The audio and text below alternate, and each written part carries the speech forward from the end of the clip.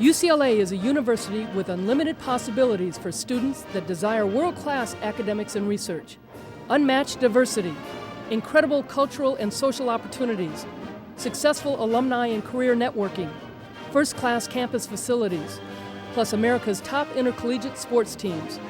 Located in Westwood, just a few miles from the Pacific Ocean, UCLA's 1 square mile campus is surrounded by famous cities such as Bel Air, Beverly Hills, Brentwood, and Santa Monica.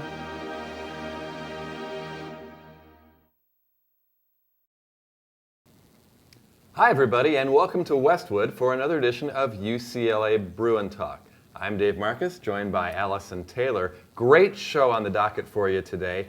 The turn of the year means the start of new seasons, and we're going to meet with two of the best on campus, gymnastics and men's volleyball. Before we meet our first guest, let's take a look at the upcoming events.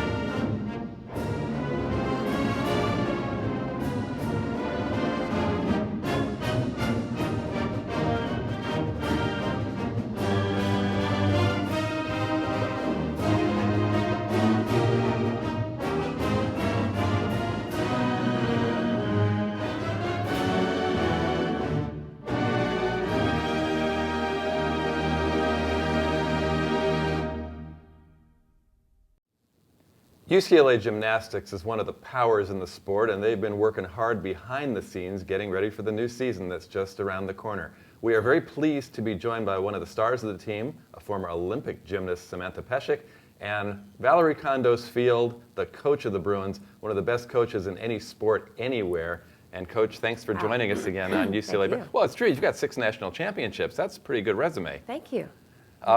We mentioned you've been working hard behind the scenes, new season right around the corner. Tell us about the excitement of getting going again. I feel like I've said this every year, but really this year, we are a step up from the last few years. We are healthy, knock on wood. Thank you, Cindy. And we are more talented than we've been the last few years, and the energy and the synergy is just, it's magical right now. Every single day in the gym. And I'm walking around the campus or I'm walking the athletic department and people say, "How's it going, Coach?" And it's like, "Great." And they said, "Whoa, really?" I'm like, "Yeah, life is just great." So that's how we feel daily. You're coming off a finish second in the nation last year. It's not like you didn't win a meet last year, but you really are enthused about this squad. I'm really enthused. What was so great about last year was we weren't ranked above 9th all season. We had a few injuries, unfortunately, and we were struggling all year. And so if we had made it to the Super Six, which is that last round, we felt that we were really successful. And at that point, it was anyone's game. So to finish second in the country by 2/10 was like we won the national championship. So. And Sam, when you talk about healthy, how you feeling this year? You ready to go? Great. Yes, actually, I really am. This year I am. Last year I had a little bit of an injury right around this time, but this year I'm way healthier and stronger and ready for the season for sure. The fun part about Sammy is she is healthier physically than she was before the Olympic Games. So she's healthier than she's been in 4 years, and. You mentioned that Sam's healthier this year than when you were back competing in club. Tell us a little bit about the difference between competing at the collegiate level and competing at the Olympic level, the national team level. Yeah, they're actually, there's differences and there's similarities. Being on the national team is just like being on the college team in some ways. Like you're on a team, you want to win, you're all out there together, you're pulling for each other, and you want everyone to do well, including yourself. However, there's lots of differences. And although I just said it was like a team sport, college is way more team-oriented and more morally centered, if that makes sense. And competing for the national team, there's nothing like it, traveling across the world, but college gymnastics brings a different aspect to gymnastics that there's nothing that could take the place of that. We were alluding to it earlier about the second place finish last year at the NCAA championships. Sam, not only were you a part of the team, but you also competed in the individual event finals on the balance beam, and you won, competing as standing full, which no one else has done at the collegiate level. So tell us a little bit about that experience. It was your first nationals. What was the feeling like? Well, I've competed in a lot of meets throughout my gymnastics career, but there's nothing that's been like the NCAA National Championships in college, and it was so exciting, and I had no idea what to expect going into it, but having my team behind me and all the girls that I knew had my back was just, you know, the best feeling, and I know that we were all going out there to win it and do our best that we possibly could. And like Miss Val said, coming in second, although we would have loved to win from the season that we've had, we were very thrilled, and I think it left us wanting more, which is good for this season. So. Ms. Val, college gymnastics is unique amongst sports. A lot of sports, you know, basketball players come here, they try to get a resume to go on to the pros. In college, you get a lot of athletes who have succeeded at a very high level at a very young age, and then they come to college and compete. What motivates the athletes to succeed at the college level? Well, I think what Sam just alluded to was this is the first time in their career they really train and compete as a team. And Allison, you experience this as well, training elite and competing in that arena. Even though you go to, say, the World Championships or the Olympic Games, which, I mean, that's the pinnacle of your career, right? You're not really training day in and day out with a team. And I think our U.S. national team does a great job of making the teammates feel like they really are a team and that they're working towards something. But when they get to college, it's the first time in their lives that it is day in, day out. And the reward that they learn to appreciate, being a part of something greater than yourself, those rewards is the big value lesson for gymnasts coming to college. Ms. Val, your extensive dance background and your master choreography have made UCLA known for very unique floor and beam routines. Tell us a little bit about your process. I know it's extensive. Yes. Tell us about the process of making a routine and how you make it personalized for each athlete. A routine really doesn't, I feel a routine doesn't really come to fruition unless there's a story behind it. And that's what I woke up last night at 2 in the morning thinking about you, that we have a character but we don't have a story yet. So we're working on that today, okay? Okay. Great. So when there's, for me, I've always felt the choreography is not about the steps. It's about the pictures. There has to be clean pictures, and there has to be some sort of emotion that the audience feels when they watch it. You may not understand it, but it should emote something from you. And the routines that turn out great are the ones where I don't think about the choreography, but I think about telling the story. And if I can convey that story correctly, you're going to feel something. You're not going to know maybe what their character really is or know the story, but you're going to feel something, and then I feel that's a successful routine. When your season starts, you've got 5 meets. You're in the Wooden Center this year with Poly Pavilion under renovation. Pretty intimate surroundings there, 2,100 packing their way in. And we got to remind people that if you want to get in, you got to get tickets early. Yes. Because the meets are going to sell out. Yes. The meets will sell out. Women's volleyball has been selling out. And what's so cool is I've run into people, Bruins, like at football games, that have said they've been going to Bruin events for 20 years. And coming to women's volleyball in the Wooden Center are some of the most exciting events they've ever been to. And it's because of that intimate setting. Wooden Center did a great job bringing in lighting and a big screen TV and all that. And it's really loud. It's loud, and I remember when we moved from the Wooden Center to Poly Pavilion in the 80s, our diehard fans didn't like it as much because you weren't right on top of the athletes like they like to be. So this year, right, we have 5 home meets. We are almost sold out of every meet, and we will be turning people away, hopefully. I'm sure we will. They're planning on putting the overflow into by Carl's Jr. up in the big screens up there in Ackerman. So it's going to be a really exciting event. And I just say, if you plan on coming, just come a little bit early. Being a former student athlete gymnast myself, I know that every year the team has a theme, something that you kind of base your entire season off of, the feeling of the team on. So can both of you tell us a little bit about what it is this year? Yeah, this year it's really exciting. We're actually superheroes. And, you know, I think each of us have our own idea and definition of what our individual superhero is, which is really exciting to talk about and to convey in our pictures and through our gymnastics of what we want our superhero to be this year when we compete. And so then, you know, when we go onto the competition floor, we're kind of using all of our superhero powers to take over the meet. I was literally in the office about 7 o'clock one night, and I was thinking about the poster because we were doing our poster shoot, and I was thinking, I didn't have anything. And I just saw on the internet somewhere super action heroes. I was like, we're Los Angeles' true super action heroes.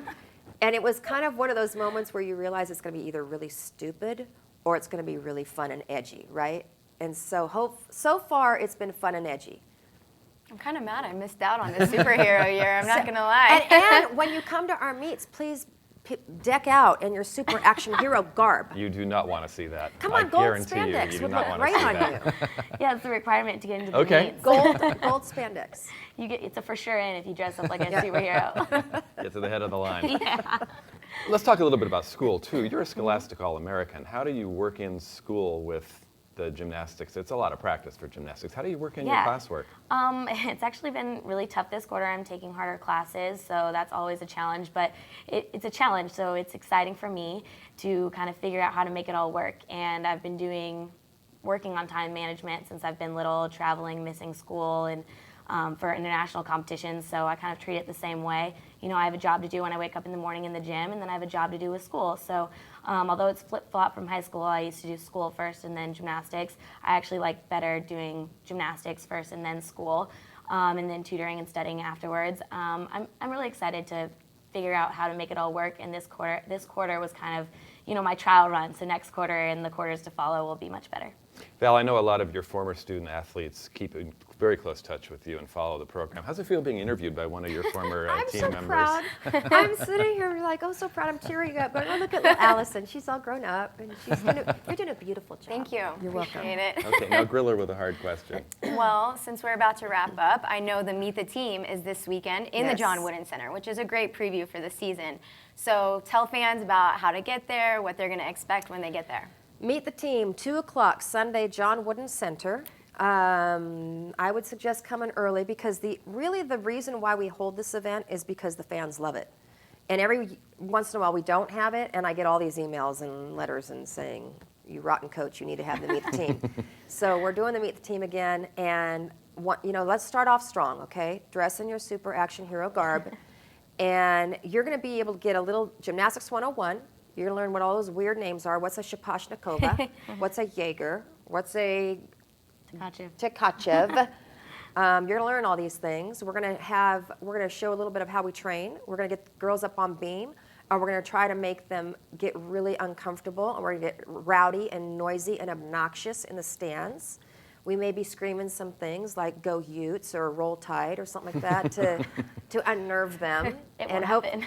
And the audience will participate in all this. We're also going to debut some flow routines. We're going to have some contests that include some fan participation. So it's a really fun day. We will do autograph signing, of course, at the end.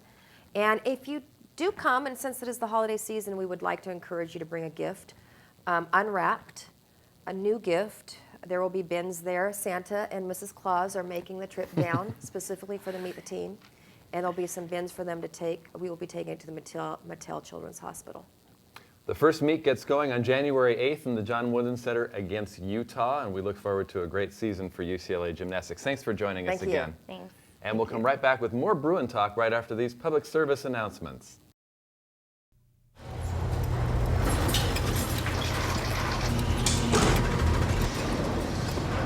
A trophy can be made just about anywhere. But there's one place where champions are made.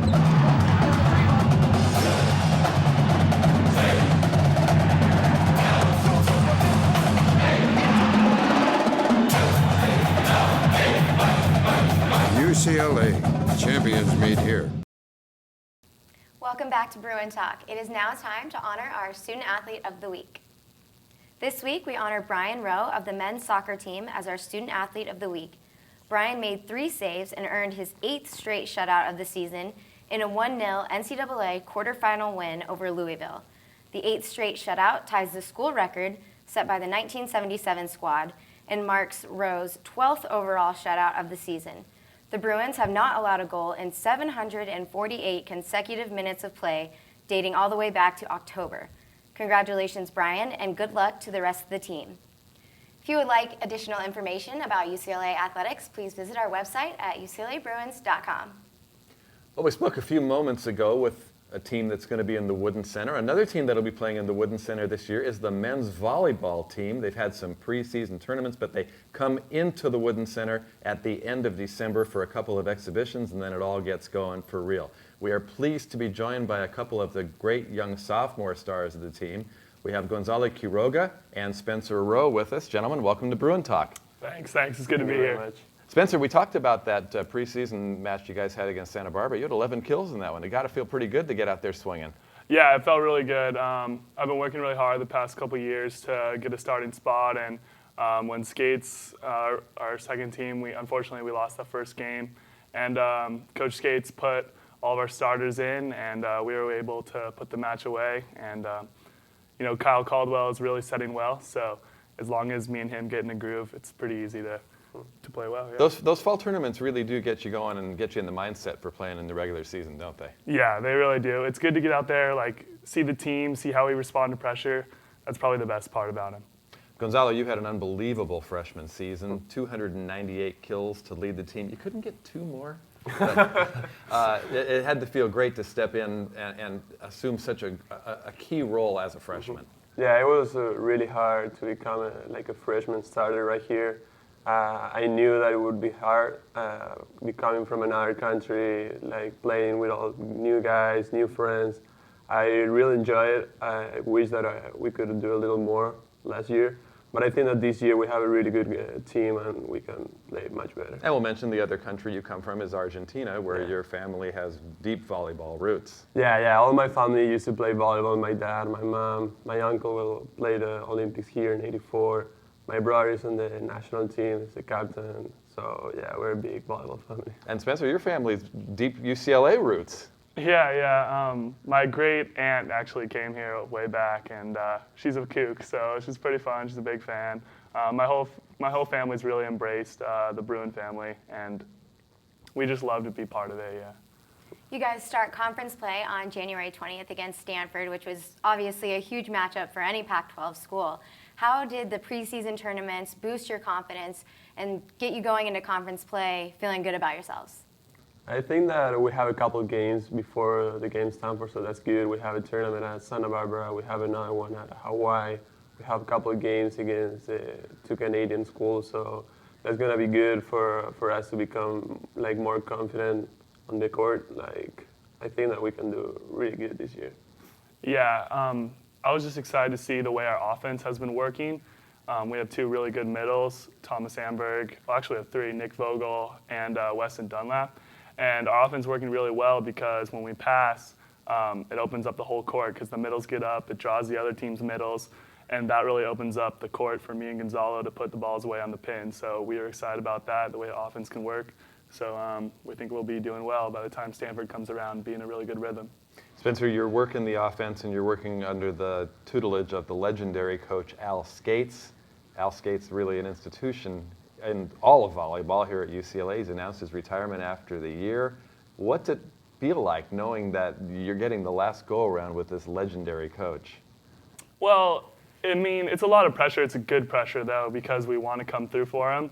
We have a lot of respect for him. He's been amazing, an amazing coach. He really pushes you, He has times where, he may sit you out and you'll get mad, but then you'll come back and you'll realize hey, that month last year when I was trying to get into the team or my spot, I was I really became a lot better. And so I have a lot of respect for him for that. And now that I'm playing better, it's great. It's just it's a real honor to play under him, and we really want to win his 20th championship. Both of you now have a year's worth of experience on the Bruins volleyball court. Tell us a little bit about how your mindset going into this upcoming season is going to be different than when you came in as a freshman. Mindset different is when I was a freshman, I was more focused on, I just want to be on the travel squad and see some points. I want to play. This year, I really want to win. I mean, I wanted to win last year, but this year, I love our team. We have good chemistry this year. I think this is the year where we can really do some great things, so I'm excited to get that started, as opposed to my freshman year where I just wanted to break into the team. Yeah, as he said, there are a lot of things that you already know being a sophomore. A lot of situations like going out and play, for example, at Hawaii or all these new places. It was a lot of new things. I think that being a sophomore now, you are more focused on what you have to do. It's just go, play, win, and come back. So I think that being with that experience behind, I think it's going to really help us. Gonzalo, I want to talk to you a little bit about serving, because you set a UCLA freshman record, 39 service aces last year. I know a lot, we talked with Bojana Todorovic from the women's team a lot about serving technique and when you hit a low floater and a soft floater and when you hit a deep drive. How do you size up the defense and form in your mind what kind of serve you're going to make? Yeah, I love to watch videos, as Coach Case does too. So I really love to watch a video of the other team before, so to try to figure out who are the worst passers or whatever, and what kind of serve is the one that works. Because a lot of time, jump serve is the best one, but there are some teams that are really bad passing the float serve. So yeah, through the season, I figured out what serve was better. Do you show them something different to start the match and then hit them with the one you know is going to work? Yeah. A lot of time, I just want to hit it hard, and then I figure out okay, this is not working. They are passing really well, even if I hit it hard. So yeah, I think that it is just about what the other team is not doing good. Spencer, the men's game is such a power-oriented game. You really need to have a good first pass, don't you, when you receive serve? Yeah, that's the most important thing, because when we get the first pass and Kyle gets the ball in system, we have all of our options open. We can back set, we can go to a quick hitter, or we can shoot it to Gonzalo on the outside, and or we can even go to a bick, which is it's over the middle to the middle back hitter. And so when we're in system, we have 5 people getting ready to hit. It's really hard for the other teams to block us, so that's why we're successful there. One thing you have excelled in is your work in the classroom.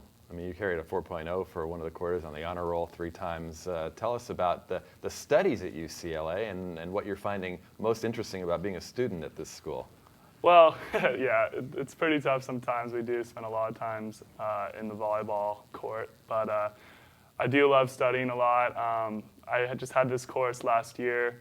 It was all about space and life in the universe, and that was really cool. A couple of my professors worked for NASA, so I was really into that class, and just being able to have that pedigree of professors was amazing, and I just liked everything that they said, so I just wanted to study hard for them. You had to be astonished with the discovery this week that there may be another planet with Earth-like conditions out in another galaxy. I mean, that's pretty astonishing stuff. Maybe a place to play if the Wooden Center has to be renovated. Man, well, that's my dream, to see mankind on another planet, but that's a long way away. Continuing with an academic discussion, Gonzalo, coming from Argentina, how did you adjust to speaking English and going to classes in a whole other country? I'm sure that was so difficult. Yeah, it was really difficult at the beginning. The first quarter and the first 2 quarters were really hard. It wasn't a problem to communicate with my friends or to play in the court. It was really difficult to be in class, taking notes, study for midterms or finals, and it's still really hard. Right now I'm taking he says an astronomy class. It's really hard. It's really challenging, but it's very interesting.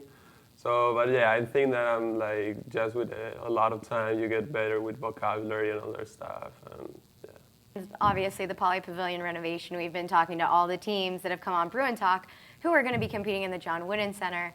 Tell us a little bit about how you guys are feeling about playing in there in a more intimate setting with the fans kind of packed in. The women's volleyball team has loved it. So what are your guys' thoughts?